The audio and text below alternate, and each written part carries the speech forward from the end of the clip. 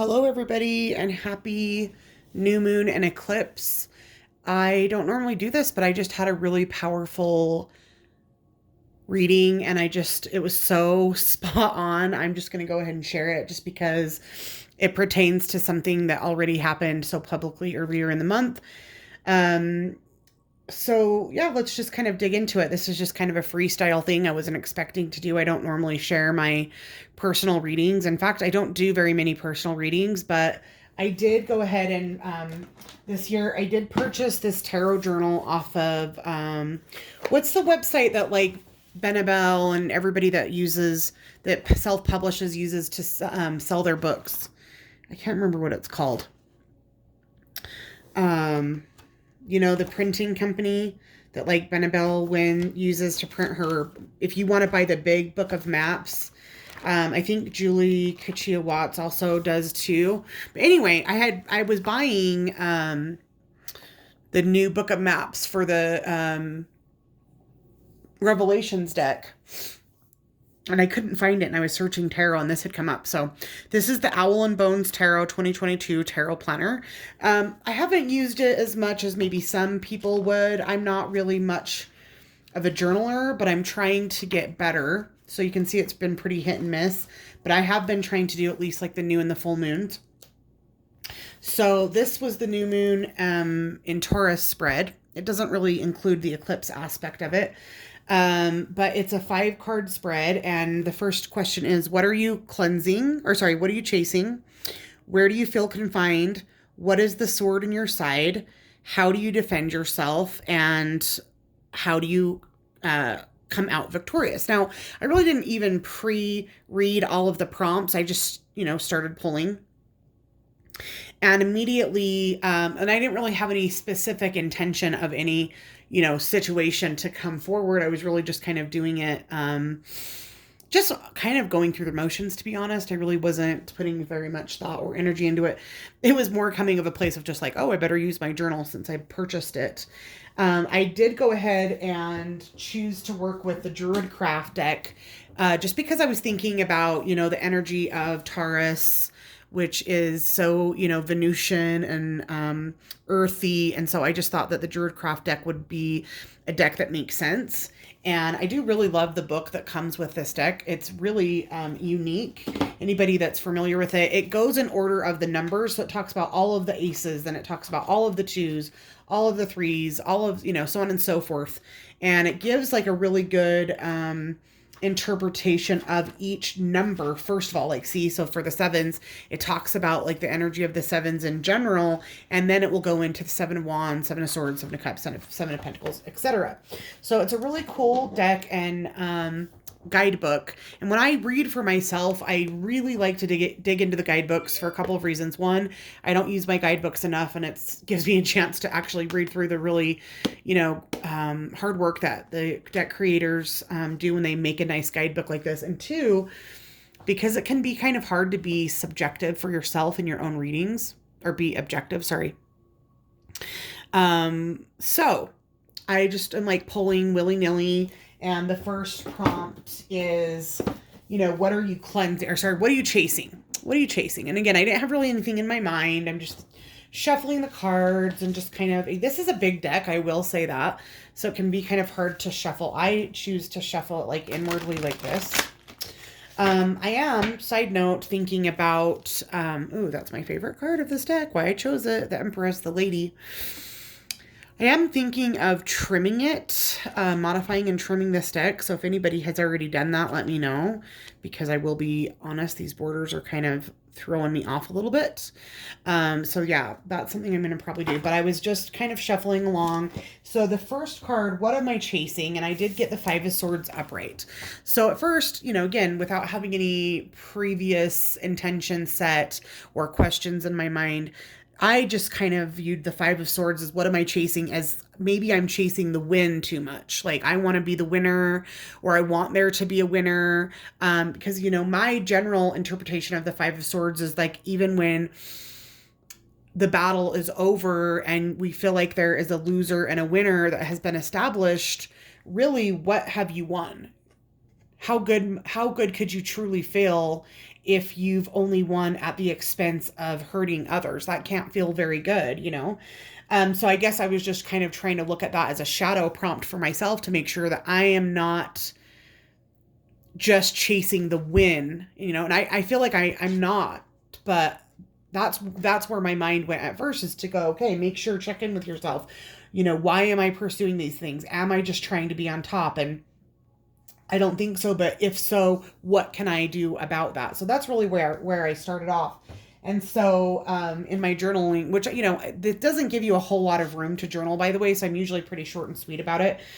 So that's what I just said. I said, I am chasing the win. And this card is also very relevant because what happened was when I went ahead, so my interpretation was chasing the win. But when I went to the guidebook, when I went into the actual guidebook, which let's pull it up now, 5 of Swords, okay?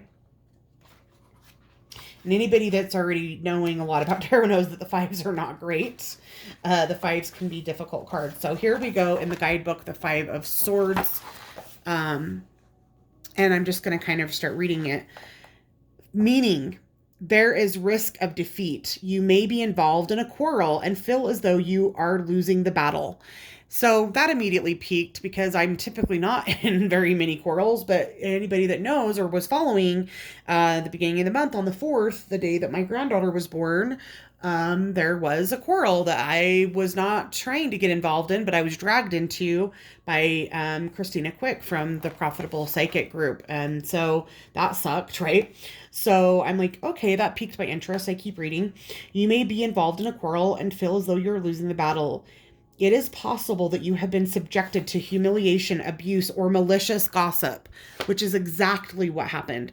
The ancient Druids understood the power of the spoken word and slander, which is, again, exactly what happened. I was being accused of things that I have never done and wouldn't do, and by a person that I respected, and I'm not going to go back into the whole thing. I already made an official response. So if you guys aren't up to date on that, you can go watch that response. But it blindsided me in such a way, and really, I'm still just devastated by the whole thing, honestly.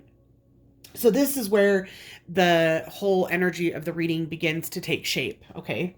So now, all of a sudden, I went from not having an intention to like, wow, and we are in an eclipse. And personally, and I'm not trying to tell anybody what their belief needs to be, but I don't typically use eclipses or solar eclipses to manifest. Yes, a new moon perhaps, but I prefer to use eclipse energy to move things out, to push things out, sometimes maybe to shine a light on something that needs to be seen that may have been in the shadow, but typically it's to move things out, more like a clearing.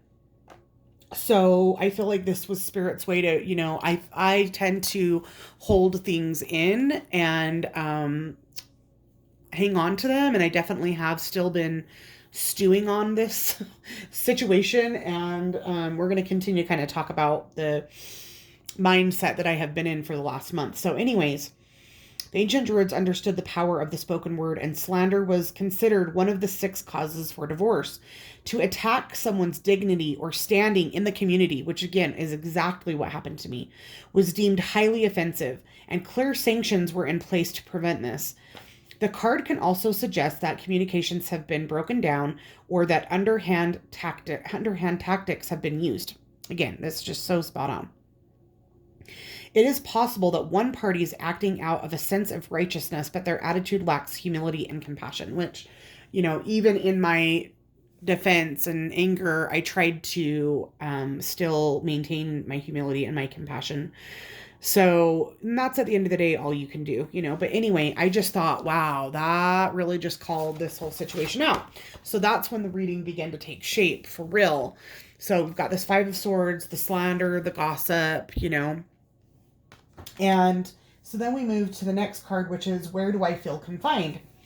And I went ahead and pulled the 6 of Pentacles. So, of course, my own interpretation of it is, maybe I am not being generous enough, or I am not being, donating enough time or money or whatever energy to others and giving enough. I try to, But, you know, I'm obviously, if it says that I'm confined in this area, then there must be some room for me to grow in this way, the Six of Pentacles. So that's what I had said. So anyway, back to I am chasing the wind. But then when I read their interpretation, I said, and this card is also very relevant based off of the slander that came to me on April 4th from Christina Quick. And I just said that I won't let this stop me. And in fact, I will use it as fuel, which I will. Okay, so the next card, I can choose to be more giving and generous.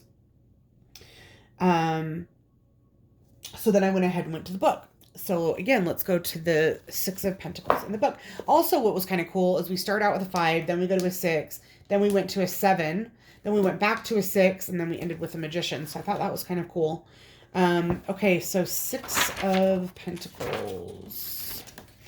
In the book, the Six of Pentacles is saying, in accordance with the principle of Wiccan law of threefold return, the harvest of your thoughts, feelings, or actions frequently yields far more than imagined. The practical use of magic is based on an understanding of this law of the returning tide. The magician consciously sows seeds of love, healing, and generosity without thought of personal gain, knowing that over time, of that harvest will go towards creating the optimal conditions for their own fulfillment.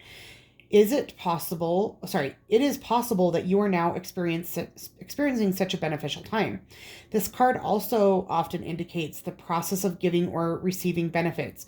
You may be the one harvesting gain, and you could be in on the receiving. You could be in receipt of patronage or of gifts, generosity, financial, or other assistance, or you could be the one doing the giving. You might be involved in a philanthropic project, or you could be sharing profits or completing a divorce settlement. Either way, there is a sense of balance and fairness. A benefactor may have entered your life, or you may have found yourself dealing with someone who is generous but restrained in their giving. Though justly so, the card can refer not only to money, but also to work and your material and social life, suggesting good job prospects and good company. So anyway, I viewed that more as the follow-up to, I have not chosen to retaliate in any way energetically. I am very knowledgeable on plenty of ways that a person can retaliate, and I'm just not interested in those things. Not just in this specific situation, but in general. I'm only in a place where I am willing to give back love and understanding no matter the situation. And so back to the beginning of this card, which it talked about the law of threefold, right? What you give out, you get back.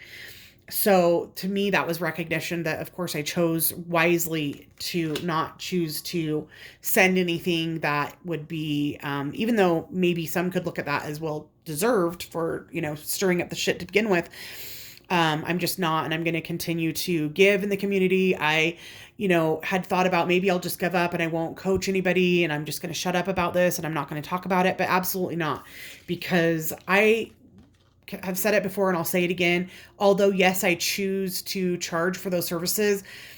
My time is valuable, but it's more so because the times that I have donated the sessions for free, the people don't do very much with it because they don't value it. If somebody doesn't value the information or the coaching, then they don't do as well. And the people that pay for it tend to do much more successfully. And that's the whole point, is to help them, grow abundance in their own life. So I'm not going to let that stop me from continuing to give my knowledge and share that, even though it might intimidate some people. Okay, next we have the third card, which is, what is the sword in my side? And I got the Seven of Cups in reverse. Which honestly, I don't really know. I just tend to look at the Seven of Cups as, all these different decisions that you have to make. And I guess it does make sense. Like here where I was saying, I had a choice to make after I had been kind of stabbed in the back and slandered. I had a decision to make, and I could choose love or I could choose vengeance. And I chose love. So we're going to go to the Seven of Cups in reverse.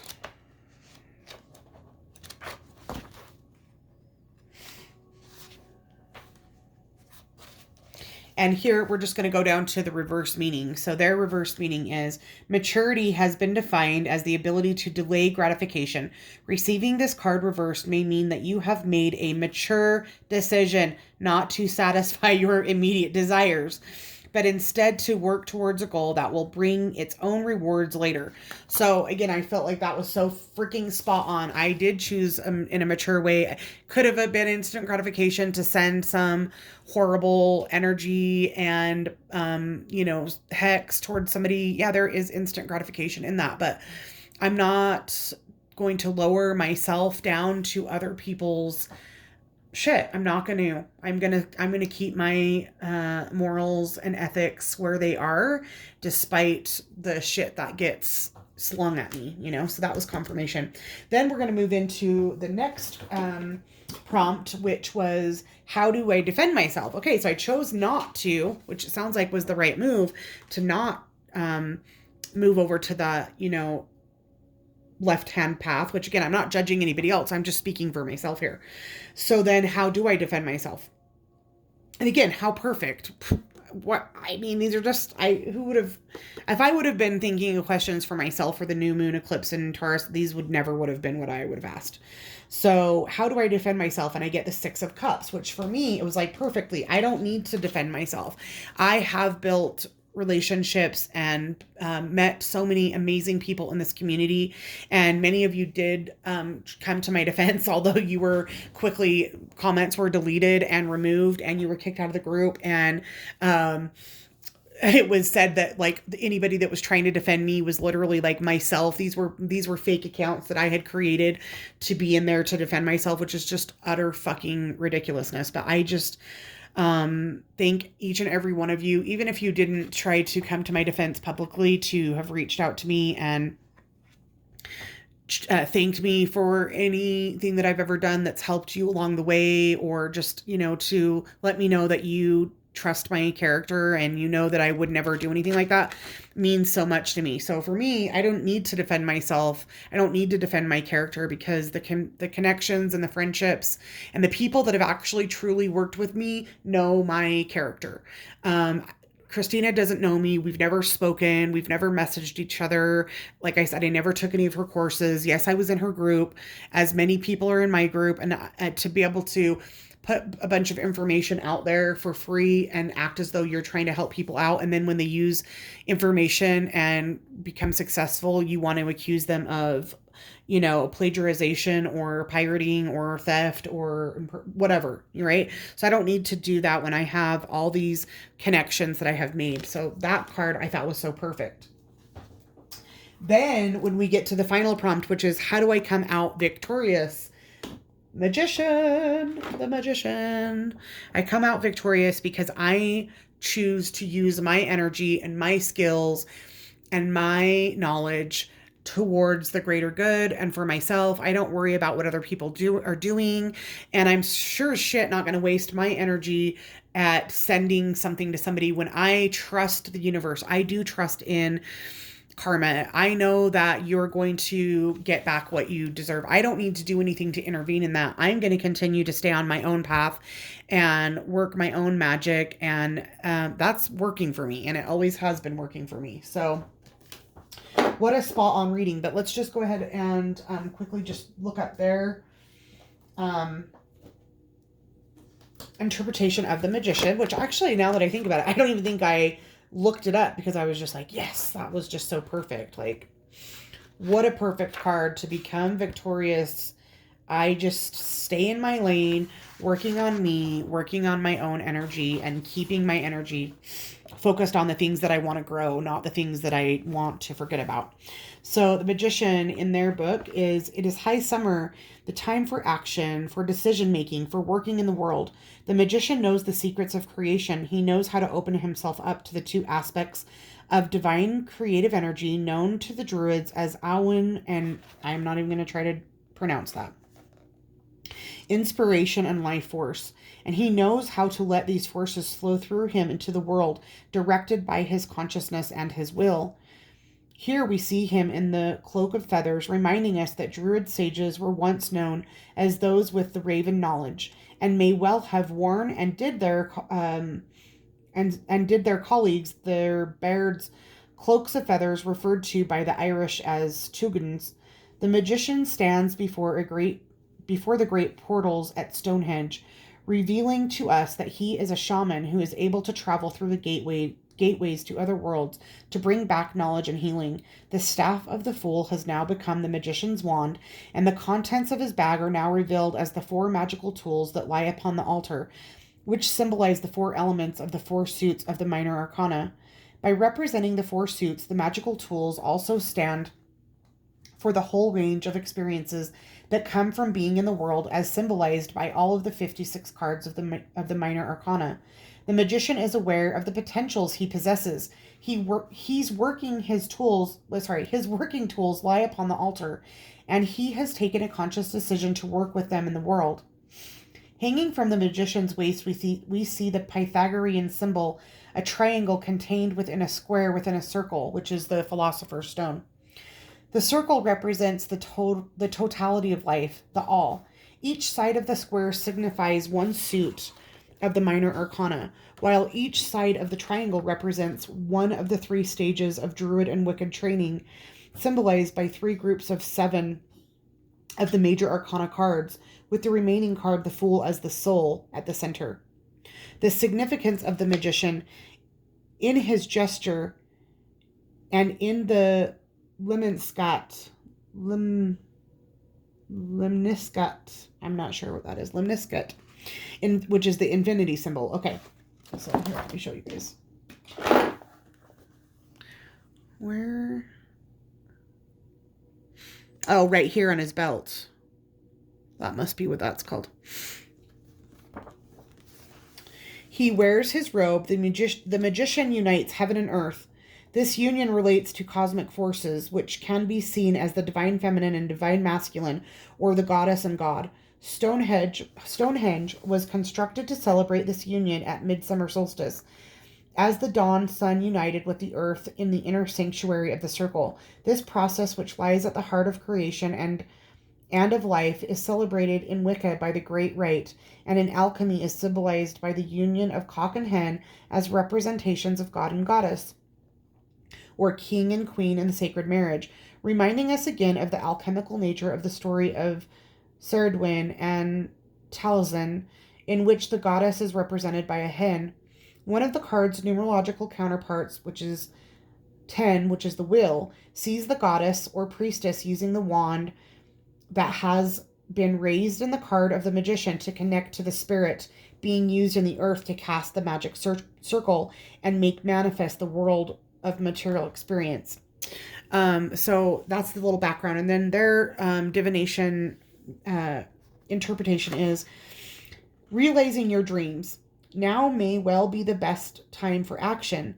You know you have the potential to realize your dreams, and it is just a question of using your willpower and your focus to take the steps towards achieving your purpose.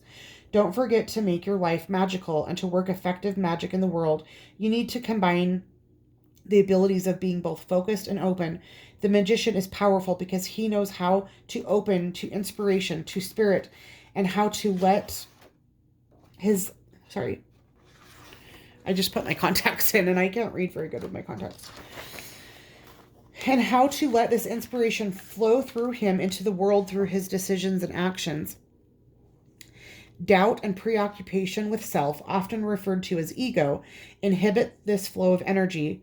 If you can just trust and let go of your worries about your life, creative energy can start to flow through you, and you can get to work on important and meaningful projects. At this time, the great work, the goal of uniting God and Goddess within you, can begin as you feel empowered to act in the world rather than being reactive. As you feel empowered to act in the world rather than being reactive. In this situation and in any situation, I will always choose to, set things up beforehand. I have my, if I have my energy correct, then I don't have to worry about reactive practices. You know what I mean? A powerful way to do this is to communicate Communication should always come first, and it was super shady to not have ever reached out to me. If somebody thought these things were happening, why wouldn't they have ever said, hey, like, what's going on? I feel like you're, taking something that's mine, or I feel like you're, blah, blah, blah, whatever. Why would you not reach out to somebody and communicate first? A powerful way to do this is to communicate with different parts of your own being, with your partner, friends, and work colleagues, and with the world of nature and of spirit. The magician is the master or mistress of the word, a bard in the deepest sense of the term, who knows the sacredness and creative power of the word and the voice. The magician sings their world into being. The message of the magician is open yourself to the power of inspiration and life force and let it flow through you into the world. So that is how I will be victorious. It's how I have been victorious, and it is how I will remain victorious. So I just thought that was so cool from just a tiny little 5-card spread. So if you haven't already done a reading for yourself for this new moon and solar eclipse, I would recommend using those prompts. And even though it might be kind of not late in the year, but if you're looking for a book, this has been pretty cool. I don't think it was very expensive, and actually it may be discounted because usually things like this get discounted further into the year. So if you're looking for one, the Owl and Bones Tarot.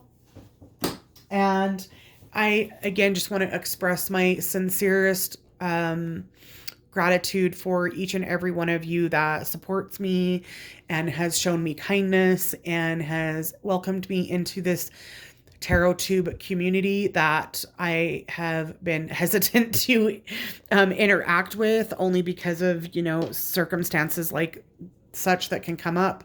When you keep your circle tight and you stay on a solitary path the way that I have been, you're not usually at risk of anything. But when you put yourself out there in the public eye, which any of us that have these channels, we are all kind of putting ourselves in a vulnerable situation. There's always going to be somebody that has something to say. There's always going to be somebody that could be critical or rude or judgmental or whatever. And we just have to not focus on that and just focus on our own path.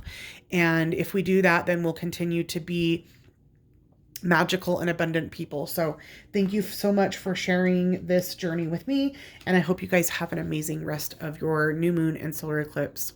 Bye-bye.